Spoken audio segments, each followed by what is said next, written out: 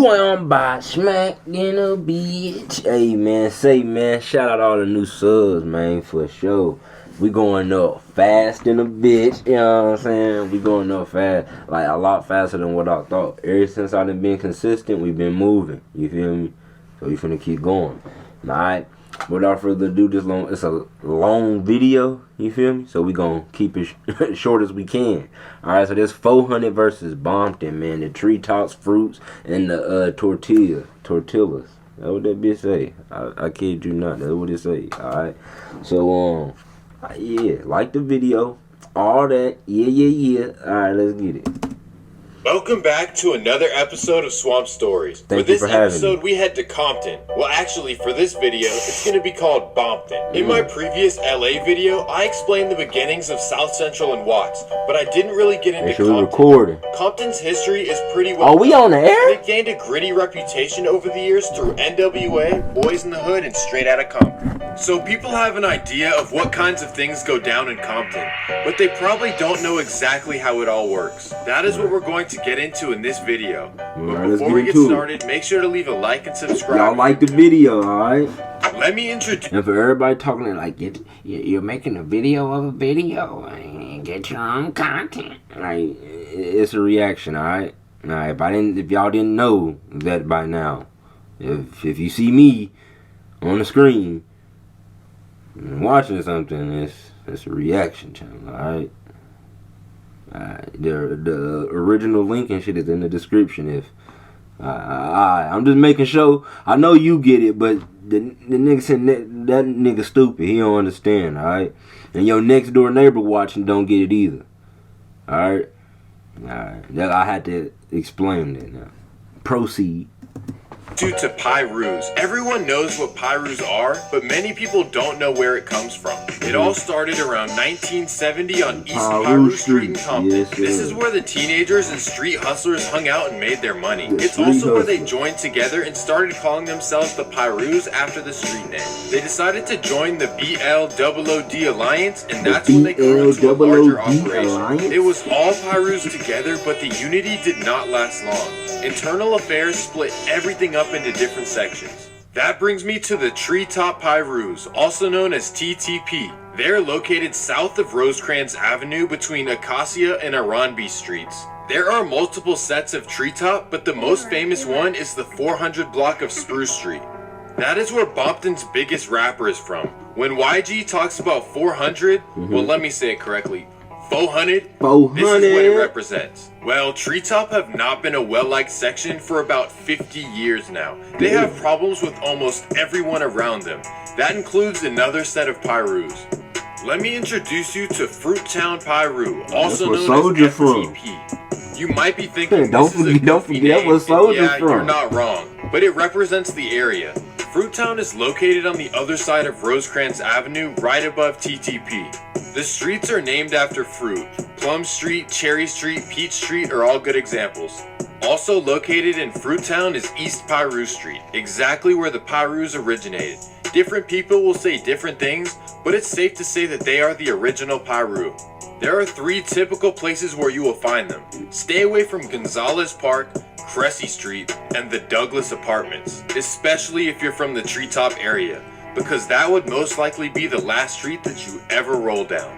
Yes, the Treetop versus Fruittown rivalry is that serious, and it has claimed a ridiculous amount of lives over the years. And the craziest part about it is they're not Treetop's only rivals. Treetop is arch rivals with the Varios in Compton, especially a section called T Flats. T Flats are located right across the train tracks from Treetop. So when you look at a map, Treetop is boxed in from the north and the east. Their rivals are both right there. T Flats stands for Tortilla Flats. And yes, I know it sounds silly, but it has nothing to do with Mexican food. But the real reason might be even funnier. They're named after a romantic comedy novel. Nothing is funny about these guys though, and you'll see why in this video. The area they claim doesn't look bad at all compared to Detroit or the South. But don't let the palm trees and nice weather fool you. Compton is nothing like the way it looks. How dangerous is Compton? Well, the answer really depends on the year, which is a common theme in California. Some years the homicide rates will be low, then boom, all of a sudden out of nowhere it explodes. In 2005, Compton had a homicide rate of 67 per 100,000, which led the nation by far. It was 10 times higher than the California average.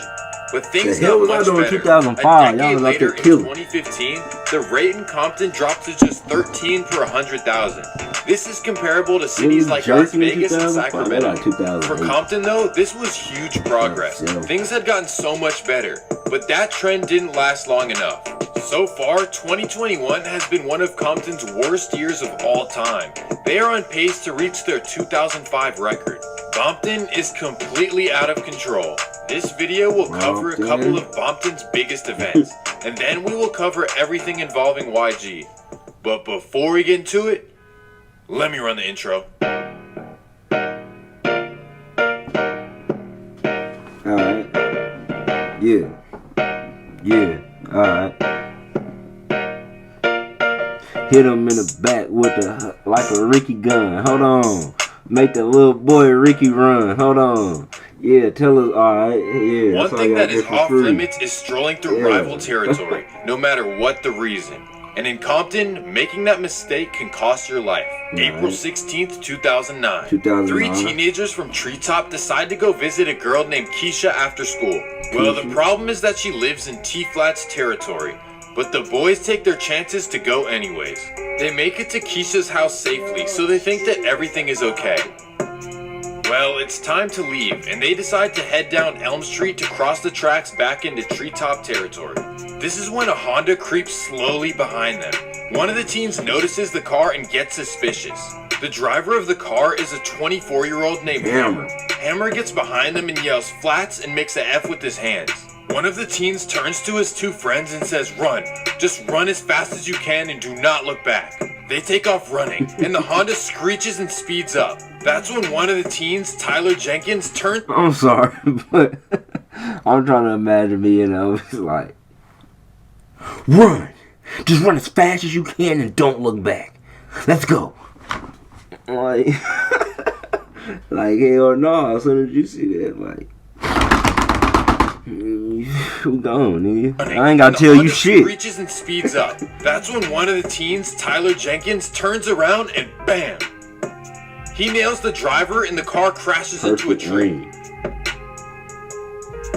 The teens would be found not long after this, and this is when things would turn left. One of the teens that took off running decided to tell the police everything that happened.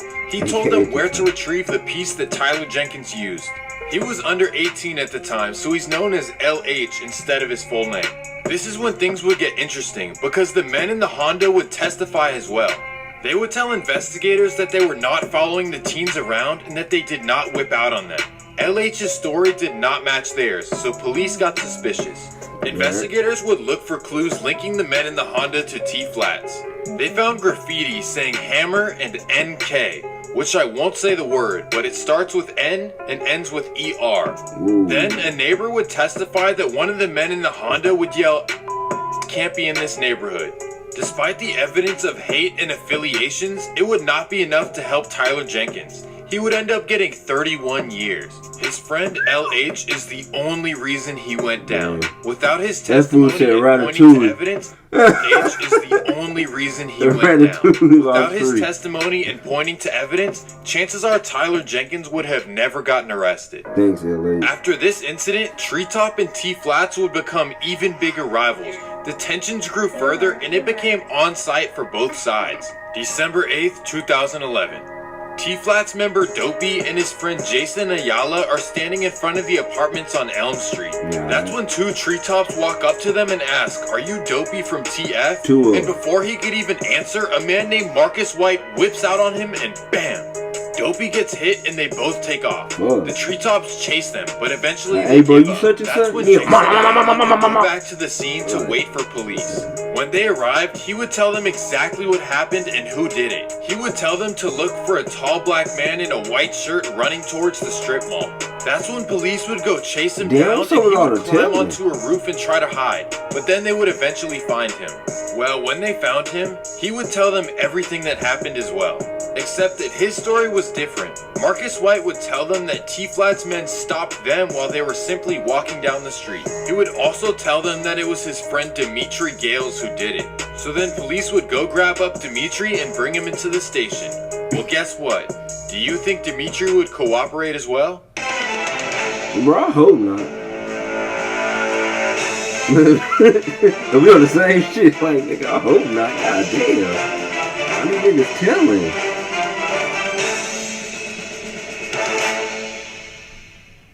Yes, of course he would, but his story was different as well. At the time, Dimitri Gales did not know that his friend had told on him, so Dimitri would tell them that he never saw White let off at all. I know you might be thinking, how is this snitching? Because he didn't incriminate his friend. But the rules are the rules, and you are not supposed to make any statements under any circumstances. Well, all that barking didn't do Marcus White any justice because he would get 20 years, and his friend Dimitri Gales that he told on would get 18 years as well. Both of them would hit the yard with paperwork. Dimitri Gales is currently serving at Los Angeles County Prison, and Marcus White is currently serving his time in Ironwood State Prison. If you haven't picked up on it yet, Compton is very territorial. You always have to know where you are because you can make one wrong turn and be done for. Treetop Pirus know this reality very well, especially YG. He grew up his whole life in this environment and he claims that he gave up his life for Treetop. He is no stranger to opposition and handling himself in sketchy situations. That brings me to June. Bro, I know this nigga ain't calling me. Alright, my fault. We'll get back into it. It's 2015. YG is at the studio recording songs with all of his friends around.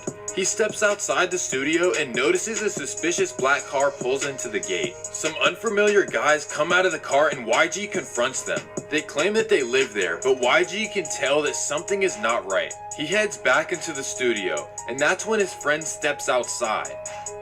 The men whip out on his friend and arguments start. YG runs outside to see what's going on, and bam! That's when the men let off. He gets hit in the hip 3 times. His friend carries him to his car and drives him to the hospital. The driver loses control of the car and rams into the median and hits a parked car. YG is going unconscious in the backseat of a car that just wrecked. Thankfully, an ambulance comes and YG somehow gets released the same day. He got extremely lucky to make it, especially where he was hit. If they were hollows, it would have been a different result. The next day, YG would hit the studio and he would dedicate himself to the grind for the next year, dropping hit after hit and dropping his second studio album, Still Crazy. But in Compton, it's hard to avoid problems, especially when you're famous like YG and affiliated with Treetops. May 16th, 2016, Compton rapper AD, who was the guy on the No Jumper podcast who says there's no shame in paying for that has nothing to do with this. I just had to say that. Shout out to AD. But he's a rapper who has some hard songs. One of those is with YG, and they had a big video shoot in Compton. It goes well until things turn left. A car pulls up and bam, they start spraying up the video shoot. But luckily everyone was okay. That's that shit.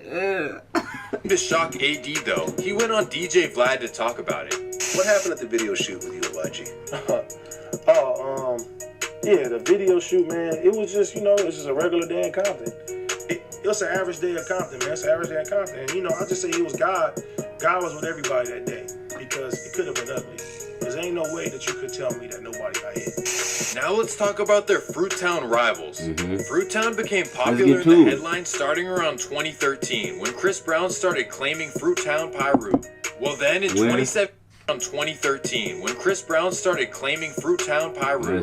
Well then in 2017 Soulja Boy would claim that he's from Bompton and Fruittown is his hood. He would even walk around Fruittown. Yeah, watch this. And Big Soulja ain't gonna catch no fame, I don't work too many M's, you dig? Yeah. Looking green. They say Soulja ain't from the hood. They say Soulja ain't from the hood. Get the fuck off me, nigga.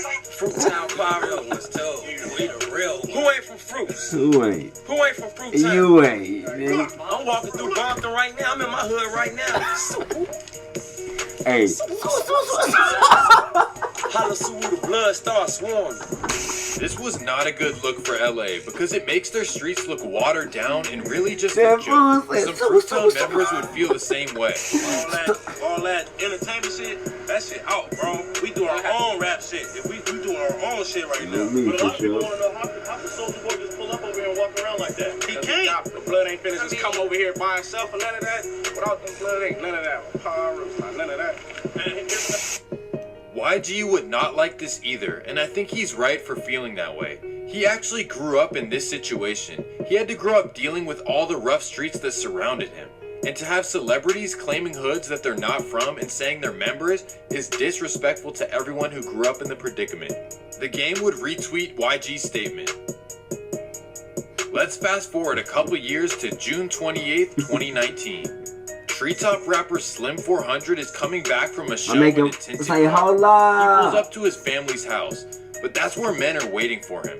As soon as he steps out of the car, bam! He's hit 9 times, and his friends bring him into the house to try to hold his attention and make sure he stays awake. Somehow he ends up surviving. This event would have Treetop moving dangerous. Just 5 days later, things would get even crazier. YG's black armored Escalade would be driven by his friend James Harris on the night of July 3rd. YG would claim to be in Hollywood at the recording studio while his friend had his car. Well, James Harris would have quite the night in YG's car. He is driving down the 400 block. Hey, that should be lit though, to be like, you feel me, like your homie, you feel me, he on and let you slide in the bulletproof bit while you in the hood, just, yeah, nigga, like, nigga, slide on me right now, nigga, like, in the bullet, like, that shit right cold. Where YG grew up. That's when a police car gets behind him to pull him over. But before the cop can even get out of his car, James Harris hops out and bam! He absolutely fans out the police car, and in the process, he hits a 65-year-old neighbor. Ricky Starks was visiting his brother in Compton, and he happened to be riding his bike to the corner store when this happened. It's a sad story of wrong place, wrong time. But James Harris wouldn't be done causing chaos. He would go full GTA mode. He has 5 stars, and he decides to take off. LAPD sends a helicopter to follow him all the way to Inglewood. That's when Harris hops out and starts busting at the helicopter. The pilot claims that Harris hit the rotator, which is insane. So the helicopter backs away, and eventually hundreds of police cars swarm him and apprehend him after he surrenders. When police would run the registration of the Escalade, they would find that it belongs to YG. So they would get a warrant to raid his Hollywood home. They would find nothing that ties YG to the crazy incident. Let's fast forward to 2020. He was released 6 days later? Fool, imagine your homie, like, you found out your homie just went stupid in your shit. Like, bro, what the fuck are you, like, that nigga, that's the last time he get to drive a wheel, bro. I ain't gonna hold it. Let's fast forward to 2020. YG and Mozzie began working together on a joint album. They drop a hit song called Bompton to Oak Park and record it in Mozzie's neighborhood. YG has high praise for Mozzie and sees him as this generation's Tupac. CML would laugh at this statement by YG. That's rapping friends. Oh man, nigga like the next Tupac. That nigga's the next. And I slap the both y'all. For even disrespecting Tupac like that. What do you guys think? Is YG right about Mozzie being this generation's Tupac? And is CML just being a hater? Well, either way, that's going to conclude this episode of Swamp Stories. Thank you guys so much for watching. Let me know in the comments what you want to see next. Hold on. Fuck what you was talking about, nigga. Don't listen to that beat. Yeah. Nah, anyway, man. Hey, I think we should just quit trying to say motherfuckers is this generation's this and this generation's that, cause ain't nobody this generation's Wayne. You feel me? Everybody is they own, you feel me, the first or whatever the fuck they is, you feel me? And just leave it like that. You know, you fuck with me, I fuck with you, you don't fuck with me, it's fuck you, you heard?